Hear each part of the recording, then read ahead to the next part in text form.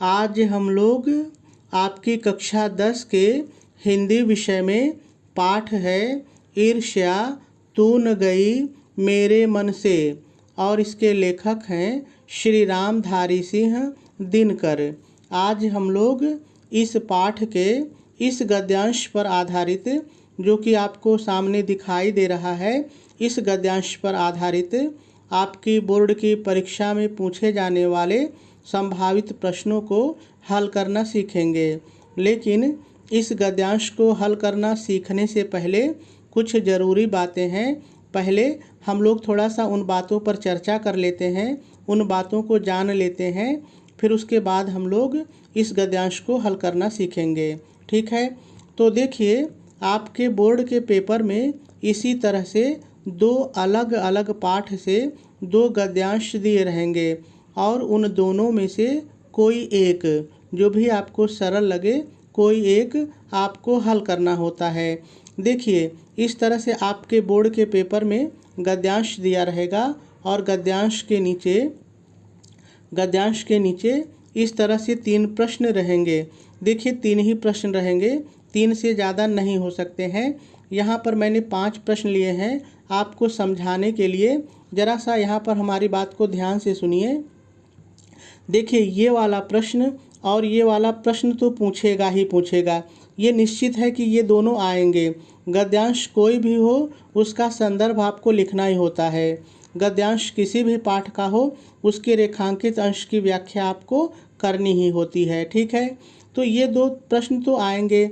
अब ये जो 3 प्रश्न दिए गए हैं, इनमें से हो सकता है ये वाला आ जाए, हो सकता है ये वाला आ जाए, या हो सकता है ये वाला आ जाए, कोई भी एक आ सकता है। तो हम सभी का उत्तर जान लेते हैं और जो भी प्रश्न आएगा हमारे बोर्ड के पेपर में उसको लिख लेंगे।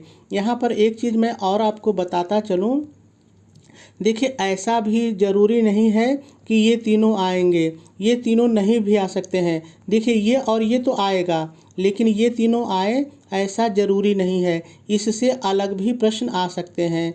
मैं क्या कह रहा हूँ ज़रा सा समझिए।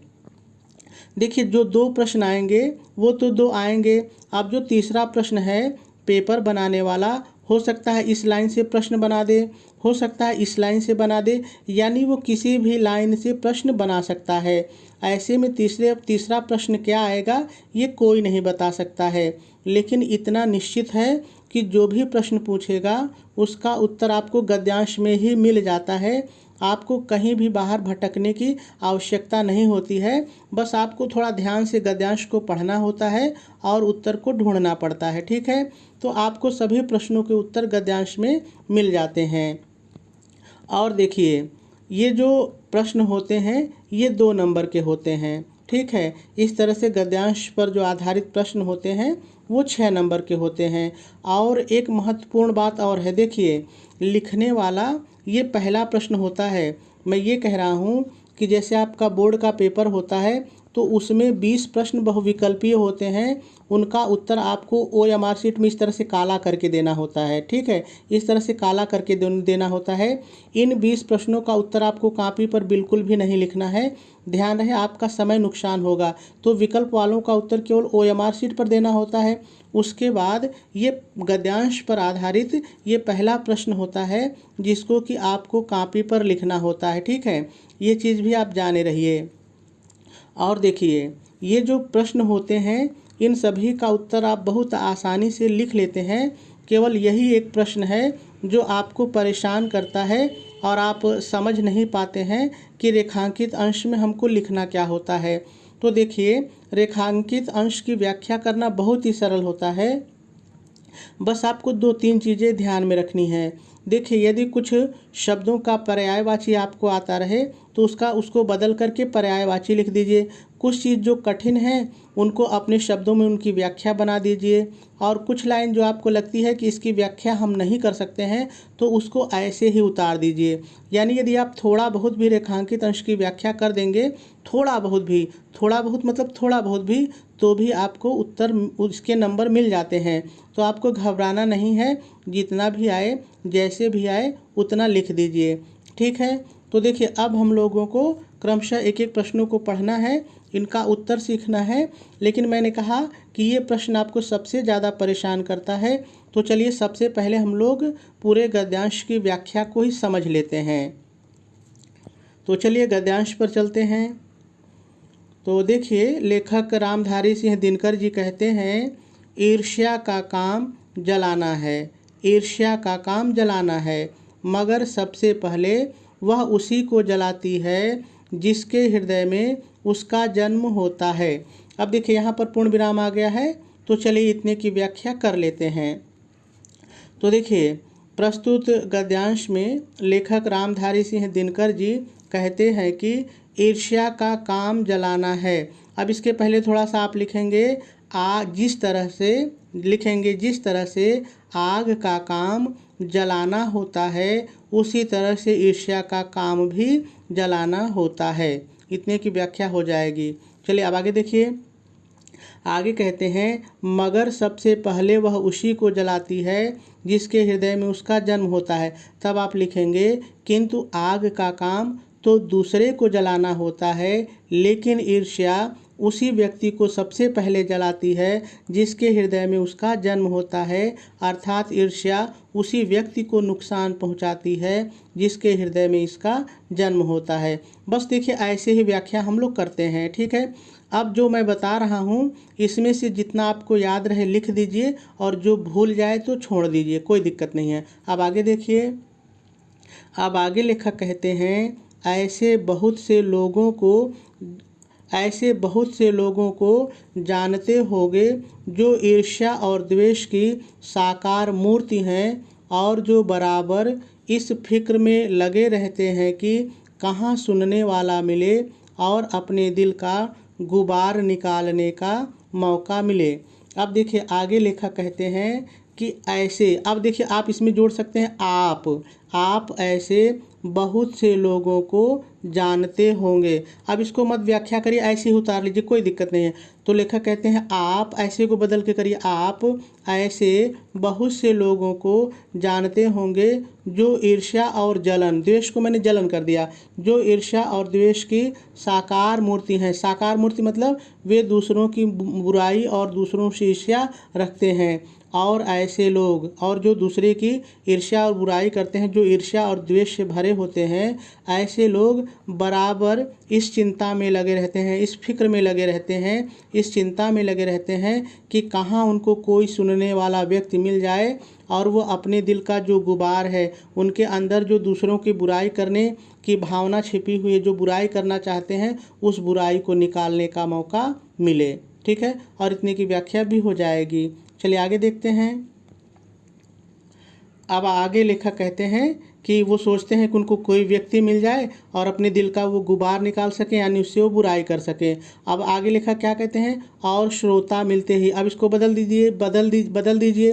देखिए, श्रोता मतलब सुनने वाला, तो आप कहेंगे और सुनने वाला मिलते ही उनका ग्रामोफोन। अब ग्रामोफोन जरा सा समझिए।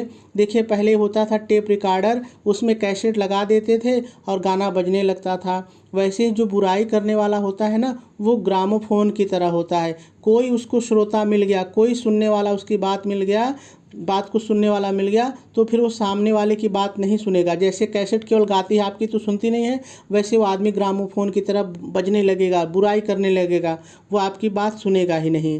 तो यहाँ पर वही कह रहे हैं कि कोई श्रोता मिलते ही वो व्यक्ति ग्रामोफोन की तरह, रेडियो की तरह बजने लगता है, और बड़ी ही होशियारी के साथ। और जो बजने लगता है यानी बुराई करने लगता है, ग्रामोफोन की तरह बुराई करने लगता है, और इतनी होशियारी के साथ वो एक एक कांड मतलब एक एक बुराई को इस ढंग से, इतनी चतुराई से सुनाता है कि सामने वाला वो सोचता है कि सामने वाला समझे कि वह केवल लोगों का कल्याण चाहता है, वो विश्व का कल्याण चाहता है। बात को समझिए। यहाँ पर लेखक कह रहे हैं कि जो बुराई करने वाला होता है, जो ग्रामोफोन की तरह बुराई करने लगता है, बजने लगता है, वो लोगों की बुराई इतनी होशियारी से, इतनी चतुरता के साथ करता है, और एक एक बुराई को इतने ढंग से, इतनी चतुराई से सुनाता है कि ऐसा लगता है मानो वो संसार का कल्याण करना चाहता है। वो बुराई करके किसी का अहित नहीं करना चाहता है। तो विश्व का कल्याण छोड़ करके उसका कोई और उद्देश्य, ध्येय माने उद्देश्य, और उसका कोई उद्देश्य ही नहीं है। यानी बुराई करने वाला इस तरह से बुराई करता है कि आदमी सोचेगा यार ये तो संसार का कल्याण करना चाहता है, ये तो किसी की बुराई नहीं करना चाहता है, उसका कोई उद्देश्य और है ही नहीं। अगर जरा उनके अपने इतिहास को देखिए, लेखक बड़ी प्यारी लाइन कहते हैं, आपसे कहते हैं, हमसे कहते हैं, लेकिन जो बुराई आपसे कर रहा है दूसरे की, जरा उसके इतिहास को देखिए, उसके जीवन को देखिए और उसके जीवन को समझने की कोशिश कीजिए। लेखक कह रहे हैं, देखिए हमारी बात को ध्यान से सुनिए, लेखक कह रहे हैं कि जो व्यक्ति बुराई करता है, अगर जरा सा आप उसके जीवन को देखिए कि उसका जीवन कैसा है और उसके जीवन को समझने की कोशिश कीजिए कि जब से वो व्यक्ति दूसरे की बुराई, देखिए सुकर्म का मतलब होता है अच्छा कर्म, लेकिन यहाँ पर लेखक ना व्यंग कस रहे हैं, व्यंग मतलब मजाक उड़ा रहे हैं कि जब से वो ये अच्छा काम करना शुरू किया, लेकिन वास्तव में इसका मतलब है जब से वो बुरा काम करना शुरू किया, बुराई वाला। तो सुकर्म को, ये जो सुकर्म है इसको हम लोग बुरा कर्म कहेंगे ना।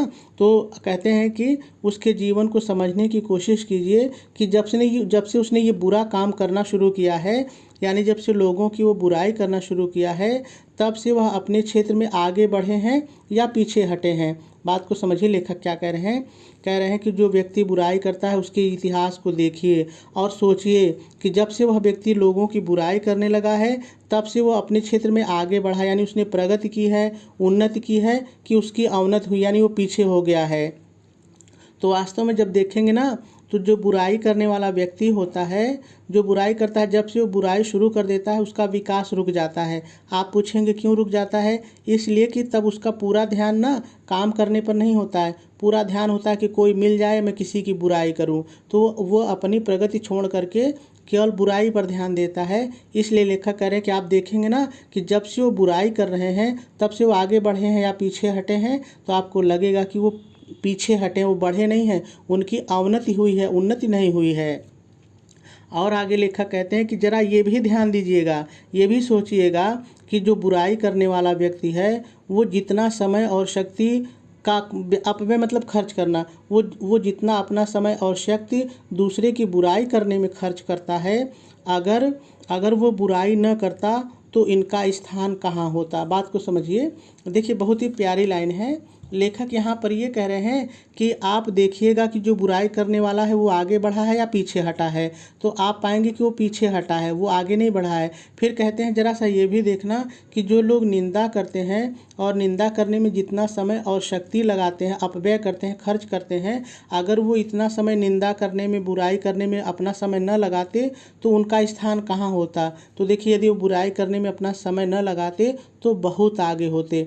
जरा सा ऐसे समझिए, मान लीजिए कोई व्यक्ति रोज़ 10 मिनट की बुराई करता है, चलिए वो 10 ही मिनट की बुराई करता है, तो जानते हो साल भर में कितने घंटे अब खर्च किया बेकार में? उसने लगभग 60 घंटे खर्च कर दिए साल में।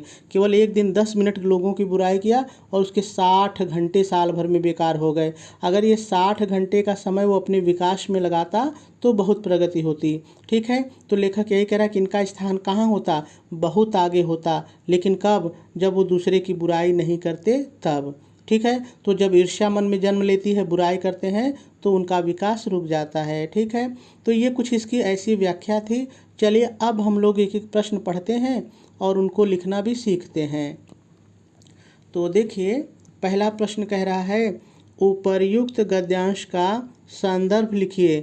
देखिए इस प्रश्न को हल करने की पहली शर्त ये होती है कि कोई भी गद्यांश आप जब पढ़ते हैं तो तुरंत आपको उसके पाठ का नाम, जिसको कि आप शीर्षक कहते हैं, शीर्षक का नाम और लेखक का नाम आना चाहिए। जब तक आपको ये दो चीज़ें, शीर्षक का नाम और लेखक का नाम नहीं आएगा, तब तक आप संदर्भ नहीं लिख सकते हैं। तो मेरा कहा मानिए, तो आप हर पाठ को कम से कम 2 से 3 बार ज़रूर पढ़िए। न 3 बार पढ़िए तो कम से कम 2 बार तो ज़रूर पढ़िए, जिससे कि परीक्षा में आप गद्यांश को देखते ही पहचान लीजिए। ठीक है, तो अब लिखेंगे कैसे, चलिए देखते हैं। तो देखिए सबसे पहले आप प्रश्नोत्तर नंबर डालेंगे। देखिए यहाँ पर ये प्रश्नोत्तर नंबर 1 भी हो सकता है और 21 भी हो सकता है, क्योंकि इसके पहले 20 सवाल बहुविकल्पी होते हैं। तो कभी कभी पेपर में 21 कर देता है और कभी कभी जब पेपर को खंड में बांटता है तब 1 नंबर देता है। तो इससे हमको कोई दिक्कत नहीं है, हमारे सामने पेपर रहेगा, अगर 1 रहेगा तो 1 लिखेंगे, 21 रहेगा तो 21 लिखेंगे। ठीक है, और देखिए हमेशा प्रश्नोत्तर कॉपी के बीच में डालिए। कभी कभी आप यहाँ किनारे डाल देते हैं तो वो सही से दिखता नहीं है, तो आप बिल्कुल बीच में डालेंगे और प्रश्नोत्तर के बाद कम से कम आप 2 लाइन छोड़िए। उसके बाद जब भी नई चीज़ लिखिए तो 1 लाइन छोड़िए, लेकिन प्रश्नोत्तर के नीचे 2 लाइन छोड़िए, ठीक है। अब देखिए आप हल कैसे करेंगे। 2 में से जो भी गद्यांश आप चुनेंगे हल करने के लिए उसका संकेत लिखेंगे। संकेत में गद्यांश के शुरू का थोड़ा सा लिखते हैं और डाट डाट करके थोड़ा सा अंत का लिखते हैं। मैंने कई गद्यांशों में आपको बताया है। संकेत लिखने के बाद मैंने कहा 1 लाइन छोड़ेंगे और पहला नंबरिंग करेंगे और हेडिंग डालेंगे संदर्भ और डैश डाल करके लिखेंगे। देखिए कैसे लिखेंगे। प्रस्तुत गद्यांश हमारी पाठ्य पुस्तक हिंदी के गद्य खंड में संकलित ईर्ष्या तून गई मेरे मन से नामक निबंध से अवतरित है। इसके लेखक रामधारी सिंह दिनकर जी हैं। पूर्ण विराम लगा देंगे और आपका संदर्भ पूरा हो जाएगा, ठीक है। यदि आप अपने संदर्भ को आकर्षक बनाना चाहते हैं तो इन चीज़ों को आप काले रंग की पेन से लिखिएगा और ये सिंगल इन्वर्टेड कामा में लिखी जाती हैं, ये भी आपको थोड़ा सा ध्यान रखना है, ठीक है। पहला प्रश्न पूरा हुआ। चलिए दूसरा पढ़ते हैं। दूसरा प्रश्न कह रहा है ईर्ष्या का क्या काम है, वह सबसे पहले किसे जलाती है। तो देखिए मैंने कहा था कि सबका उत्तर आपको गद्यांश में मिलेगा ना, तो चलिए मैं भी गद्यांश में ढूंढता हूँ कि इसका उत्तर कहाँ पर है। लेकिन प्रश्न को आप अपने दिमाग में रखे रहिए। ईर्ष्या का क्या काम है, वह सबसे पहले किसे जलाती है। तो चलिए ढूंढते हैं, तो पढ़ते हैं। तो यहीं पर मिल जा रहा है। देखिए ईर्ष्या का काम जलाना है, मगर सबसे पहले वह उसी को जलाती है जिसके हृदय में उसका जन्म होता है। तो सेम इसका उत्तर मिल गया, एकदम आप लाइन से उतार सकते हैं। अब लिखेंगे कैसे, चलिए देखते हैं। तो देखिए पहला, जब आपका प्रश्न खत्म हो जाए तो 1 लाइन छोड़ेंगे, फिर नंबरिंग करेंगे और लिखेंगे ईर्ष्या का काम जलाना है, यह सबसे पहले उसे ही जलाती है जिसके हृदय में इसका जन्म होता है, और इसका उत्तर भी पूरा हो जाएगा। चलिए अगला प्रश्न पढ़ते हैं। अगला प्रश्न आपसे पूछ रहा है उपर्युक्त गद्यांश के आधार पर ईर्ष्यालु व्यक्ति किस अवसर की तलाश में रहता है। तो चलिए ढूंढते हैं। तो देखिए जब आप यहाँ पढ़ते हैं कि देखिए वो इस फिक्र में रहता है कि कहाँ सुनने वाला मिले और अपने दिल का गुबार निकालने का मौका मिले, यहीं पर उत्तर है। लेकिन प्रश्न अवसर की बात कर रहा है ना, तो हम लोग फिक्र को अवसर लिख लेंगे। अब इसका उत्तर यहीं पर मिल रहा है। देखिए कि कोई सुनने वाला बुराई करने वाला व्यक्ति सोचता है कि उसको कोई सुनने वाला मिले और अपने दिल के गुबार निकालने का उसको मौका मिले। अब लेकिन लिखेंगे कैसे, देखिए इतना प्रश्न से लेंगे हम लोग। हमेशा प्रश्न की भाषा में उत्तर देना है, तो प्रश्न से उतारेंगे उपर्युक्त गद्यांश के आधार पर ईर्ष्यालु व्यक्ति। अब आगे चलिए उत्तर में देखते हैं। इतना उतारने के बाद यहाँ पे देखते हैं। तो देखिए यहाँ पर है उपर्युक्त गद्यांश के आधार पर ईर्ष्यालु व्यक्ति हमेशा इस अवसर की, फिक्र को अवसर में बदल दीजिए, अवसर की तलाश में रहता है कि उसे कहीं सुनने वाला मिले और उसे अपने दिल का गुबार निकालने का मौका मिले। तो देखिए इसका उत्तर भी मिला ना। बस आपको थोड़ा सा ध्यान से पढ़ करके ढूंढना सीखना है। आपको ढूंढना सीखने की शक्ति अपने अंदर लानी है, ठीक है। चलिए अगला प्रश्न पढ़ते हैं। देखिए अगला प्रश्न आपसे कह रहा है लेखक के अनुसार कौन से व्यक्ति अपनी शक्ति का अपव्यय करके स्वयं की हानि करते हैं। तो इसका उत्तर तो आप सोच के लिख सकते हैं। जिसके मन में ईर्ष्या का जन्म हो जाता है, जो लोग बुराई करते हैं, वही अपनी शक्ति का अपव्यय करके स्वयं का नुकसान करते हैं, ठीक है। यही चीज़ इसमें है। देखिए चलते हैं, आपको कहाँ है वो भी देखिए। यहाँ पर है अपव्यय शब्द यहीं पर आया है, तो यानी यहाँ निंदा शब्द से आपको पकड़ना है। यानी जो लोग दूसरे की निंदा करते हैं वो लोग अपने समय का अपव्यय करते हैं, ठीक है। लेकिन लिखेंगे कैसे, चलिए देखते हैं। हमको प्रश्न की भाषा में उत्तर देना होता है। देखिए प्रश्न कह रहा है लेखक के अनुसार ना, तो इतना प्रश्न से लेना है। उसके बाद क्या लिखेंगे, देखिए चौथा है लेखक के अनुसार ईर्ष्या की आग में जलने वाले। अब देखिए मैंने ईर्ष्या की आग लिखा है ना, अगर आपको कठिन लग रहा है तो आप बदल दीजिए, इसको लिख सकते हैं लेखक के अनुसार बुराई करने वाला।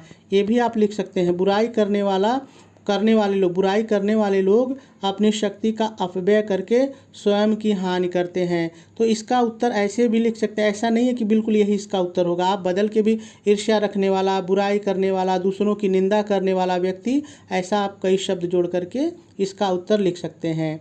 अगला है रेखांकित अंश की व्याख्या कीजिए। एक ही बचा है, देखिए रेखांकित अंश की व्याख्या कीजिए। तो चलिए पहले हम लोग गद्यांश पर चलते हैं और देखते हैं कि रेखांकित अंश है कहाँ पर। तो देखिए जब आप यहाँ पर देखते हैं, यहाँ से रेखा खींची गई है, आपको दिख रही होगी, और यहाँ तक खींची है। तो एक रेखा यहाँ तक खींची गई है, फिर देखिए यहाँ रेखा नहीं खींची गई है, इधर नहीं है, फिर यहाँ से खींची गई, देखिए यहाँ से रेखा खींची गई है, छोड़ के रेखा खींची गई है, देखिए यहाँ तक रेखा खींची गई है, यहाँ तक, यानी दो जगह रेखा खींची गई है छोड़ कर। अब इसको लिखेंगे कैसे, देखिए जैसे मैंने आपको गद्यांश की व्याख्या बताई थी वैसे ही लिखेंगे। एक बार में यहाँ तक की व्याख्या लिखेंगे और दूसरी बार यहाँ से लेकर जहाँ तक खींची है। लेकिन लिखेंगे कैसे,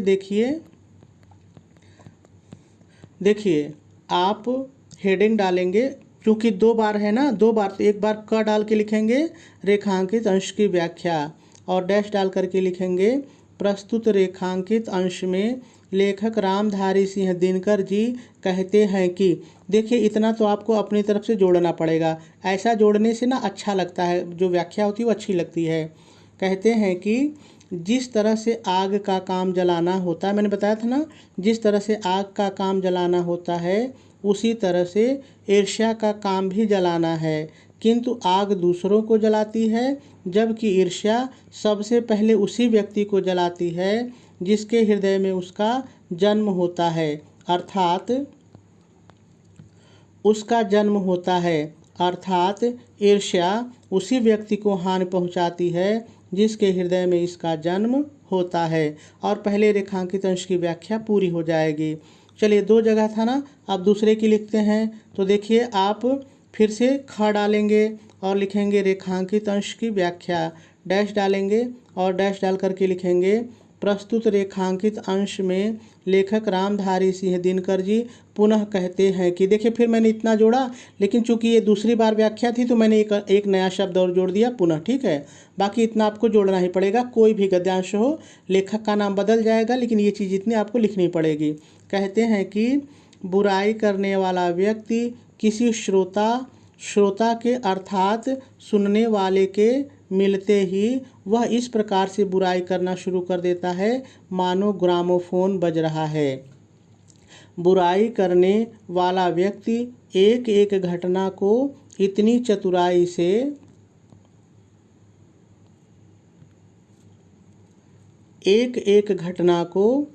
चतुराई के साथ सुनाता है मानो संसार का कल्याण करना ही उसका एकमात्र उद्देश्य है। किंतु जब आप उनके जीवन पर नज़र डालेंगे और उनके जीवन के बारे में जानने की कोशिश करेंगे, मैंने बताया था जानने की कोशिश करेंगे, तो आप पाएंगे कि जब से उसके हृदय में ईर्ष्या का जन्म हुआ है, यानी जब से वह लोगों की बुराई करने लगा है, तब से उसने कोई भी उन्नति नहीं की है, उसका कोई भी विकास नहीं हुआ है, बल्कि उसकी अवनति हुई है, यानी बल्कि उसका विकास रुक गया है, वो पीछे हो गया है। और दूसरे रेखांकित अंश की व्याख्या भी पूरी हो जाएगी। तो देखिए एक बार मैं फिर से आपको याद करा दूं कि रेखांकित अंश की व्याख्या जैसे मैंने लिखी है ऐसा ही आप लिखिए, बिल्कुल भी ज़रूरी नहीं है बस बातें वही हो, आप अपनी तरह से बातें लिख करके इसकी व्याख्या कर सकते हैं। मैंने तो सिर्फ आपको बताने का प्रयास किया है कि व्याख्या कैसे करते हैं, ठीक है। तो मेरे ख्याल से आपको बात कुछ न कुछ समझ में ज़रूर आई होगी।